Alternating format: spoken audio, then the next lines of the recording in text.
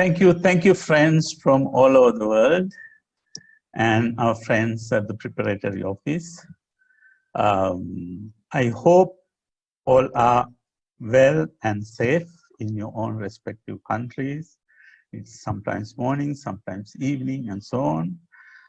Thank you for the nice introduction, and also thank you for the invitation to speak at this inaugural event of the Center for Interpretation.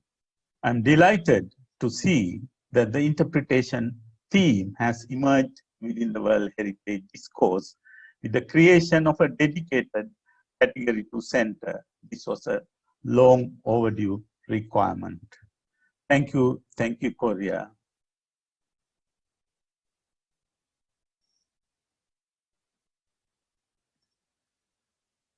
The title given to me is Comprehensive World Heritage Interpretation. Of course, there are two subtitles: the significance of cultural landscapes and people-centered values, nature-culture linkages, both of which are very close to my heart.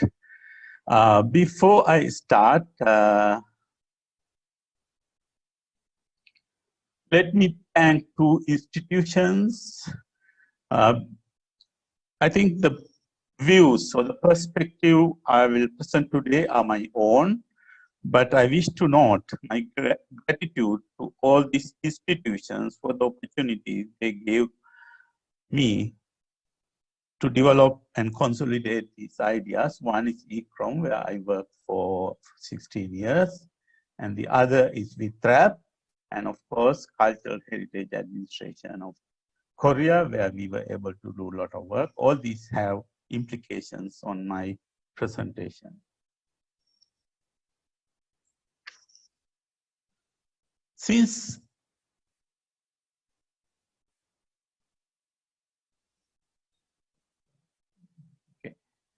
I'm the last presenter of the series, I would like to commend these excellent presentations by all the distinguished speakers. They covered definitions, principles, and contents widely.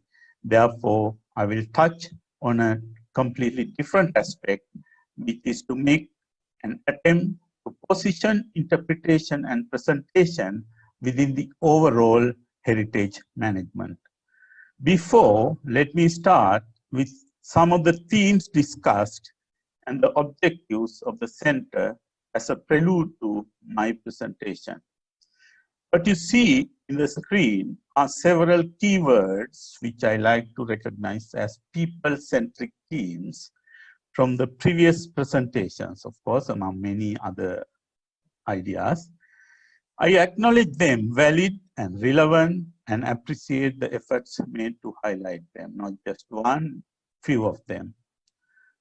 I'm of the view that these are essential ingredients for achieving credible results from heritage management and are already integrated into the broader heritage management principles and processes.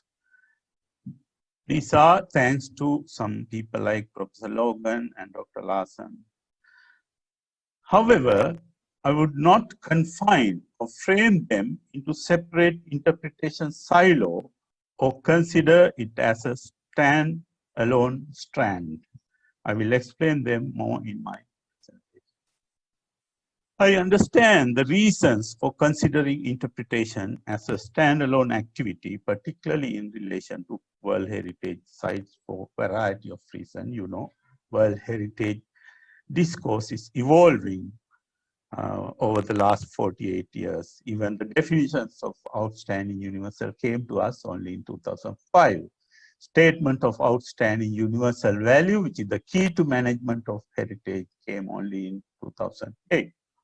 However, I hope the work of the center would follow the recent trends of the World Heritage of trying to integrate divided domains, notable example in the linking nature and culture.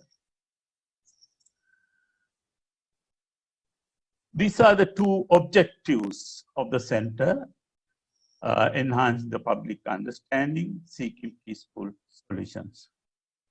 I feel previous speakers have sufficiently focused on the two objectives, particularly the second one, with the people-centric themes mentioned above. However, I personally feel that there is something missing. Heritage is what societies inspire, celebrate, and use, therefore decides to protect. As a result of which, majority of the sites, in my view, are conflict-free.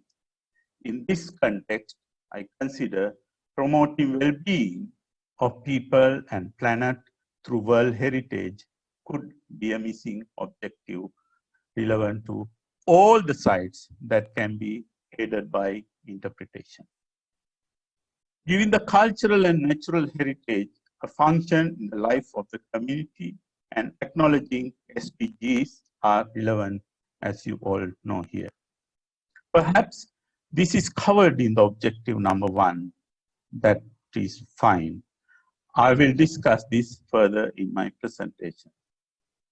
In these two general remarks, allow me to characterize comprehensive World Heritage interpretation and the ways to achieve the same, which will eventually serve the objectives of the convention. I frame my discussion around these two questions. What do I mean by comprehensive World Heritage interpretation? How do we achieve this comprehensive interpretation? In part 1, I will discuss what do I mean by comprehensive interpretation.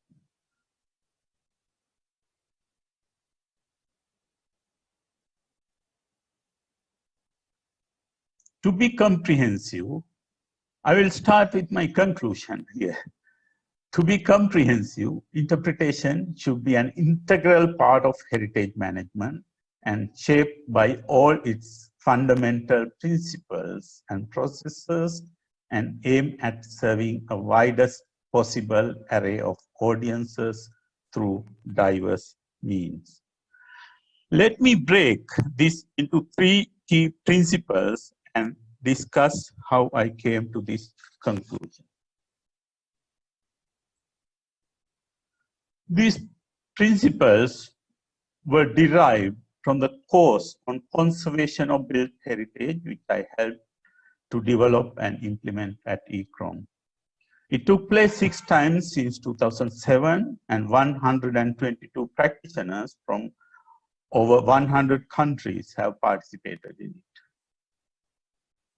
It was developed in the ECROM World Heritage Program and partially funded by the World Heritage Committee. The course aimed at providing a comprehensive understanding of the principles and processes of conservation and management of heritage by practitioners. In each 8-week-long course, 1 week was allocated to a module on interpretation, as you can see, within which we also discussed themes such as presentation and access. By the way, Tilden to Enam was a regular lecture during this course. The module followed 3 key principles, which are outlined here. Principle 1, Principle 2, Principle 3. I'm not going to read them because I will come back to them. I suggest these principles are important for comprehensive World Heritage interpretation. Let me explain them further. Principle number 1, interpretation should be an integral part of overall heritage management. Interpretation, because interpretation has a significant role to play in the management of heritage. It requires greater consolidation within the heritage management more broadly. It should not be regarded as a standalone strand. By introducing a module with significant proportion of time allocated, we aim to demonstrate that interpretation has a significant role to play in heritage management. By placing it at the bottom of the schedule, we aim to demonstrate interpretation requires greater consolidation within the management more broadly before discussing it. Also, it aimed at demonstrating it is an integral part of overall heritage management and not as a stand-alone strand. I know this principle is not new. This is already acknowledged in the document produced by ICOMOS, its charter, and indeed this is promising. But let's build on it and ensure that such a fundamental principle is not confined to words.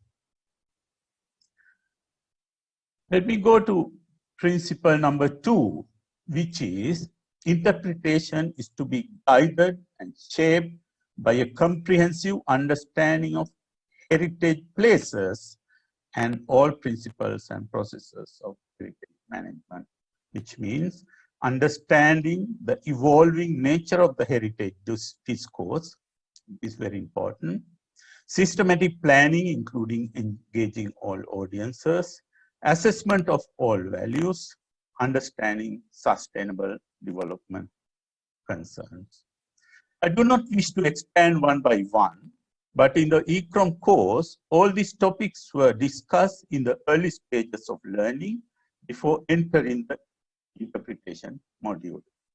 Heritage discourse has evolved considerably, having moved from mere Eurocentric, expert-led, material-focused, one-size-fits-all approaches towards values-led, people-centric by respecting and recognizing diversity and context and aim at delivering benefits to both heritage and society.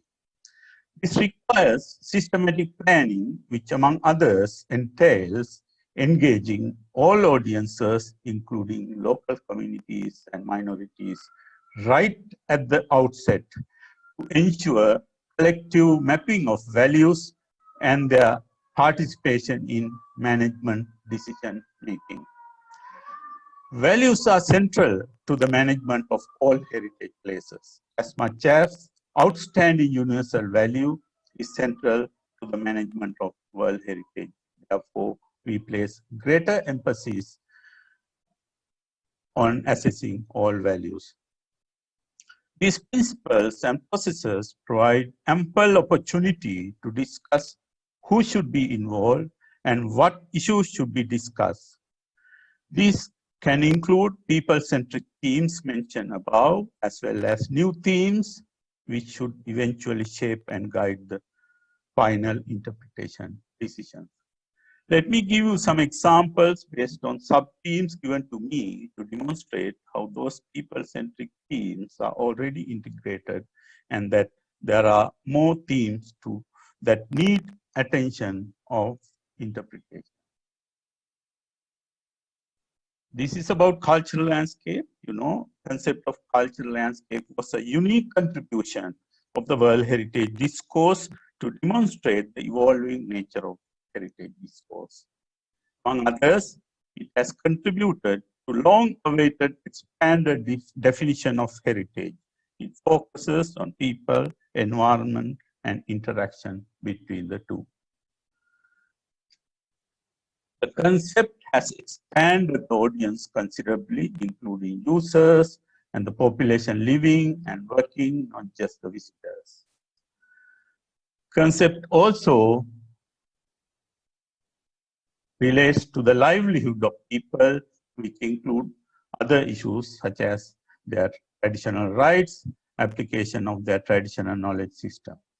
All in all, the scope and content for interpretation has expanded exponentially. People-centered approaches to conservation and management of heritage.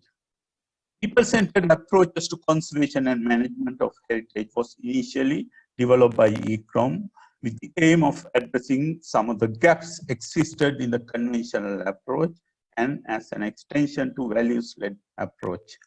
It derived from the Living Heritage Sites program of ECROM implemented from 2003 which promoted the recognition of the continuity and change as fundamental qualities to guide conservation, which in turn places people at the heart of the discourse.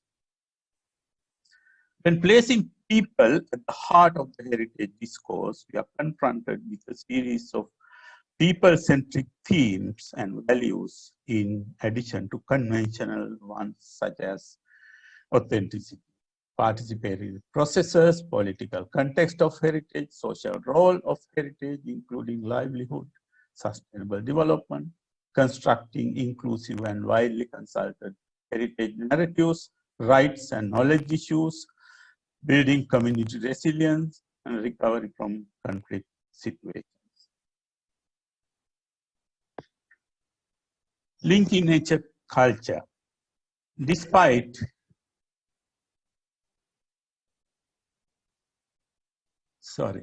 the good intentions of the creators of the World Heritage Convention to bring protection of nature culture under one umbrella, the two sectors worked in silos for 40 years. I hope you all will agree with me. However, since 2014, thanks to many initiatives, some of which I will explain later, the two sectors have begun to recognize the values of each other and has begun to recognize the interdependency of nature and culture and its implications on management, the need to recognize ecosystem services that bring benefits to both nature and culture, importance of sharing knowledge between the two sectors. By the way, I was told that interpretation came from the nature sector. Some people did not like it. So these are some of the results. Now we are considering interdependency of sacredness and community, and I don't have much time to give you examples, and interdependency, ecosystem services, linking people and nature. These are some of the examples of the interdependency between nature and culture, recognizing natural values and cultural values themselves, and the interdependency bring new challenges in interpreting and presenting them for the benefit of all audiences. As highlighted by previous speakers, sustainable development concerns are now fully integrated into the operational guidelines, at least in theory. As you can see, many of the people-centric themes mentioned above are already recognized with a host of others. I know we all are working hard to achieve this. This is particularly relevant to the third objective I suggested.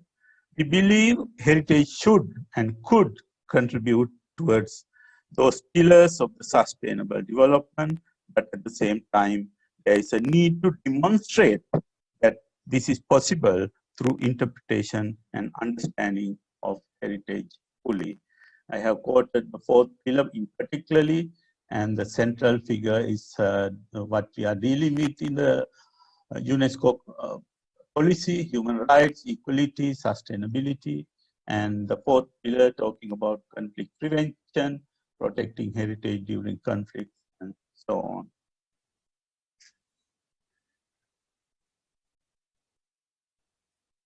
This also shows you the themes that is proposed to deal within the sustainable development policy of UNESCO. I'm not going to go into details. And of course, this is a presentation from one of my colleagues, Sarah Court, who helped me to develop the people-centered approaches to conservation and management of heritage. And she has now prepared a program to review how heritage interpretation can support World Heritage properties in integrating sustainable development perspectives within. Of course, she has focused on Southeast Europe because the request has come from there.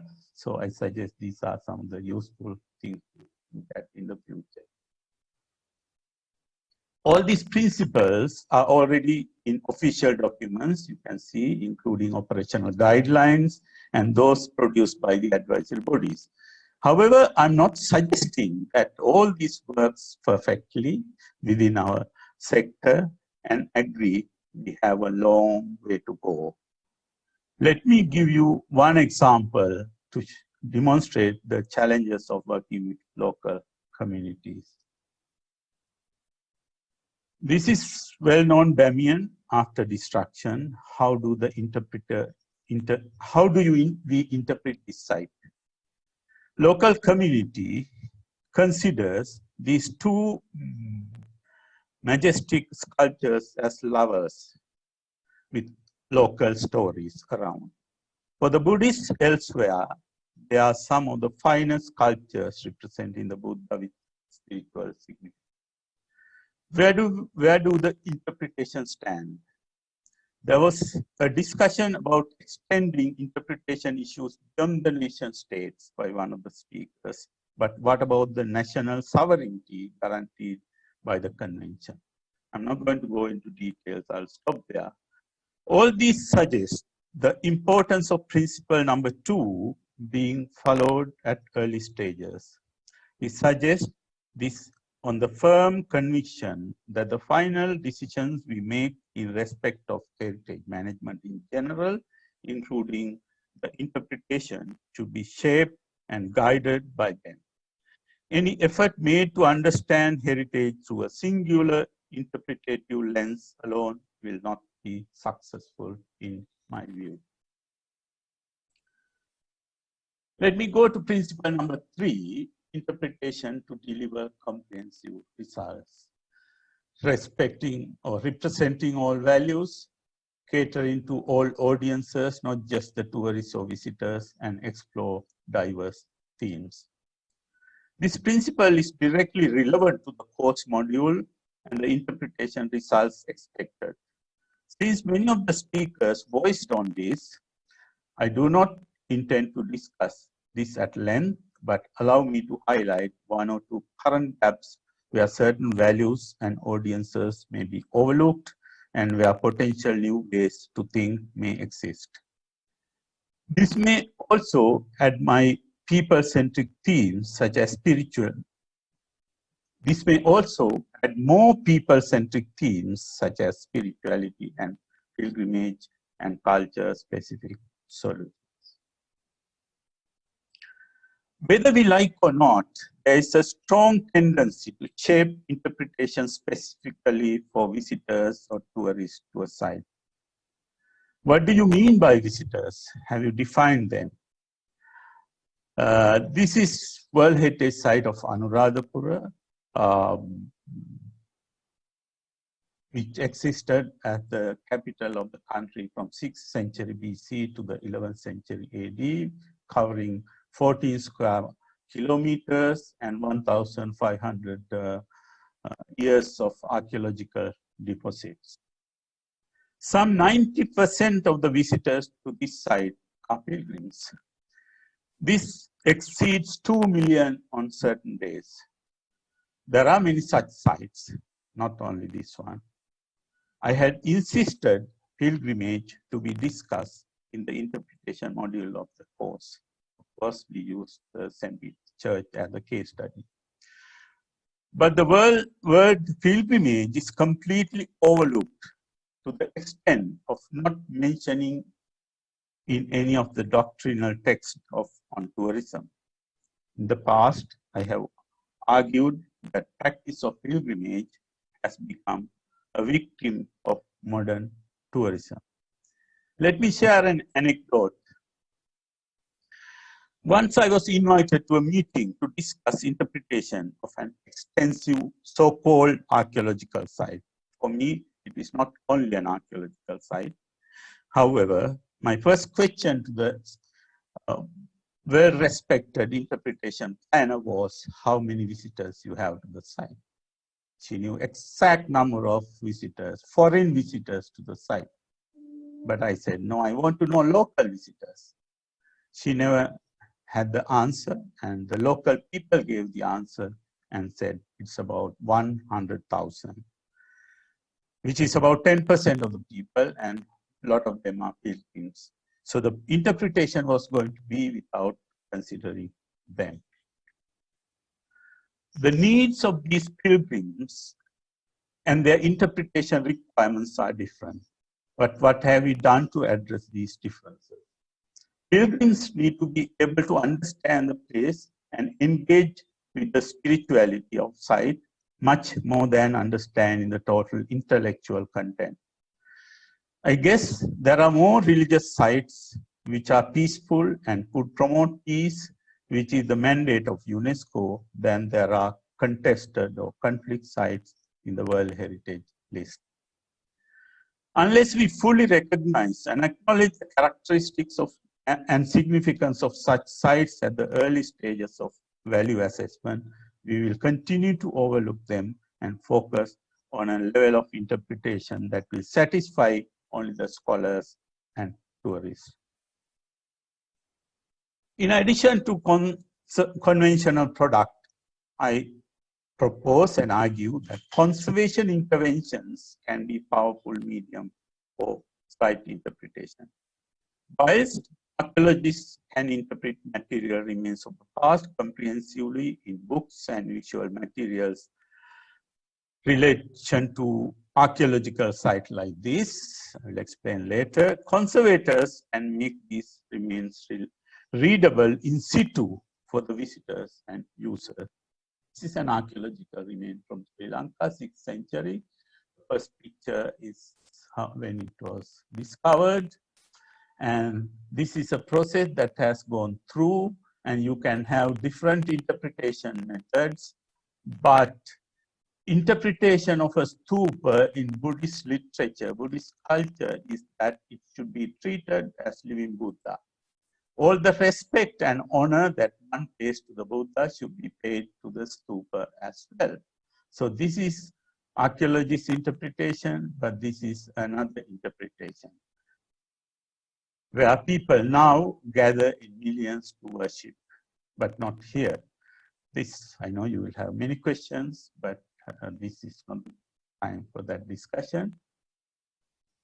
And let me explain this via the example presented by two of our friends, Professor William Logan and Dr. Larson.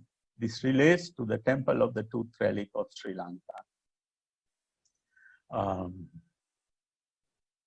Dubrovnik was the first World Heritage Site bombed in 1991, but the Temple of the Tooth Relic in Sri Lanka was the first World Heritage Site directly targeted and destroyed by a terrorist group, supposed to be the most ruthless terrorist group in the world so far produced. This is the most sacred Buddhist site for Buddhist, Sri Lankan Buddhists, and also for many Buddhists in the wider region.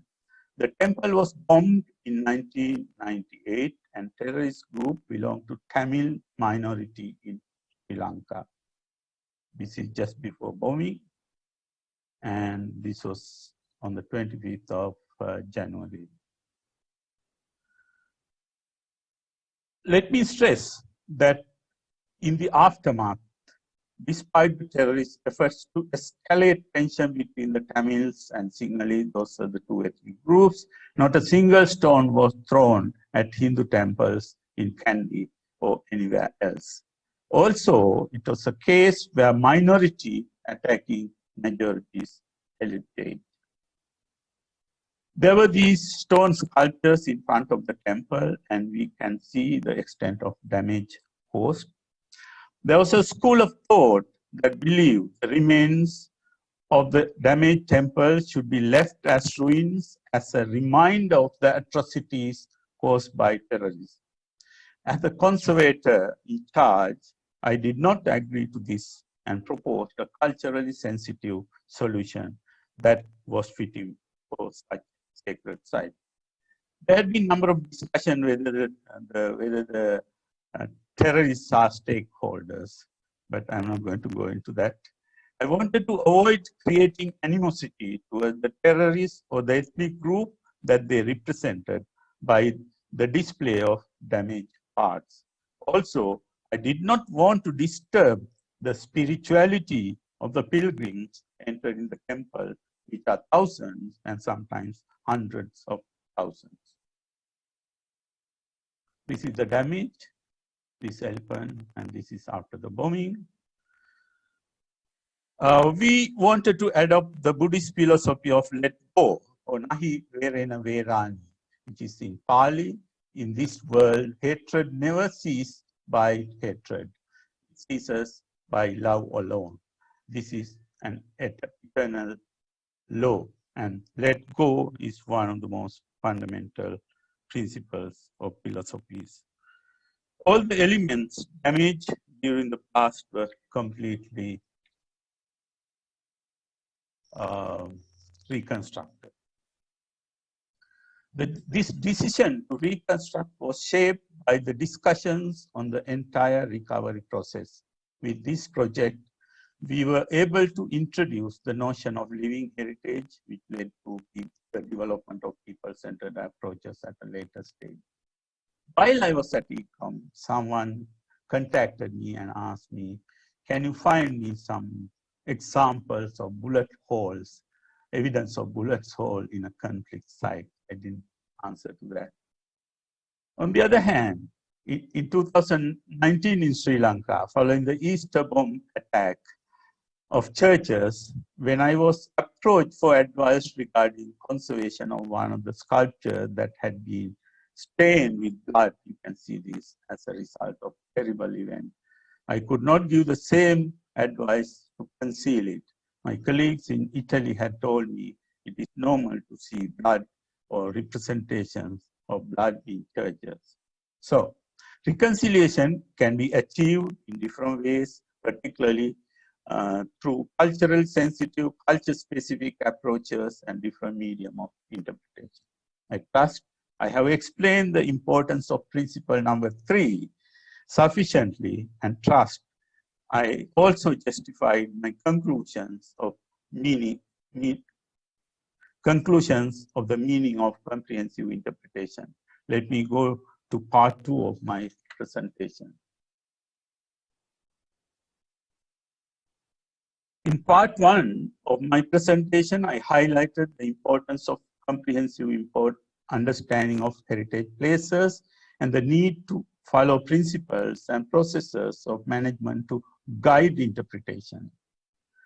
In part 2, how do we intend to achieve comprehensive World Heritage interpretation? My suggestion is let principles, processes, and tools develop for the cultural landscape, people-centered approaches, and nature-culture linkages to facilitate comprehensive interpretation of World Heritage.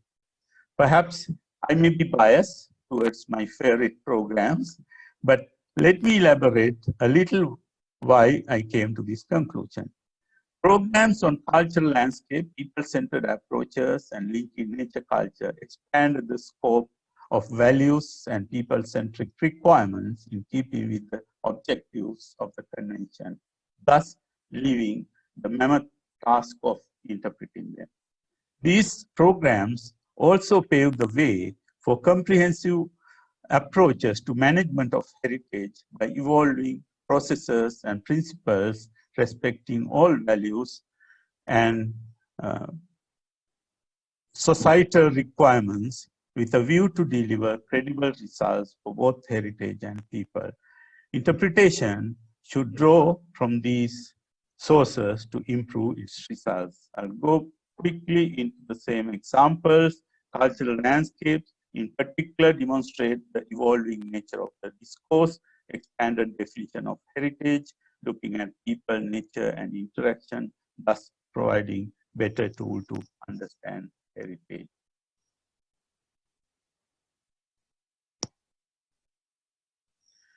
As you can see, the diagram, people-centered approaches to conservation and management of heritage has evolved in response to existing gaps to build comprehensive approach to management of heritage, focusing on all values without compartmentalizing nature, culture, tangible, intangible, etc., while placing people at the heart of the discourse.